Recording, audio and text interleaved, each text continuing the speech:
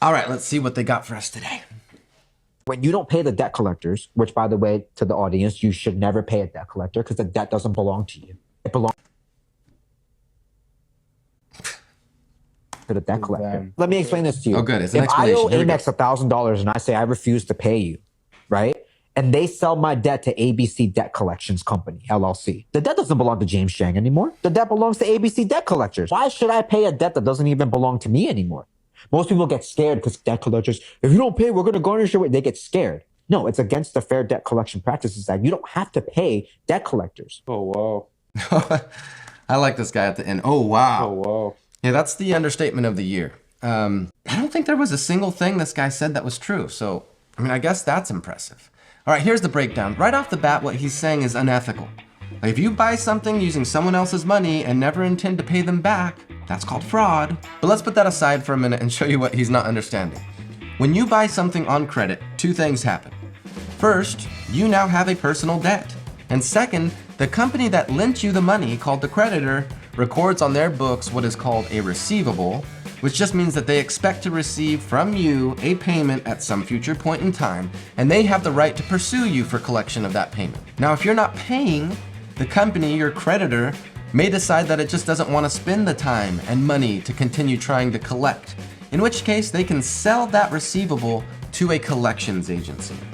Now, this is what this guy is just not understanding.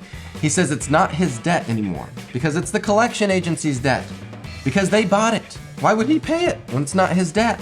Okay, the collection agency did not buy your debt and forgive it. A much better way to think about this is that the collections agency bought the company's receivable, which means the collection agency now has the right to pursue you for collection of your debt. This happens all the time with mortgages. When we bought our home, the mortgage company we used immediately sold the mortgage to another mortgage company. And man, it would have been great if that meant that I was now off the hook for what was the biggest single purchase of my life, but all it meant was that I had to send payments to the new mortgage company.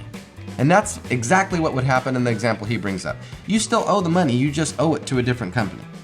The idea that you can simply avoid paying your debts with no consequence is just wrong. One of the most common consequences of not paying your debts is damage to your credit score. A low credit score will make it harder for you to get loans, to get credit cards. It will affect things like your insurance rates or rental applications. When you have a bad reputation in the financial world, nobody wants to lend to you. And the people that will are going to charge you a higher interest rate to compensate them for lending to someone with a history of not paying their creditors. And it's not just about your credit score. Collection agencies can take legal action to recover the debt. Which brings us to another gem in this guy's rant. The claim that it's against the Fair Debt Collection Practices Act to garnish your wages. No, it's not. The Fair Debt Collection Practices Act regulates how collection agencies can act when making attempts to collect. It makes sure that they're not harassing you, but it doesn't forbid wage garnishment. Collection agencies may not always do it, but it is within their right to sue you. And if they win, they can use that ruling to garnish your wages. So overall, this was incorrect, unethical, and dangerous advice. Good thing it only has over 10 million views and more than 600,000 likes. All right, that was fun. I'm gonna do another one of these. When it's ready, I'll put it here. We'll see you there.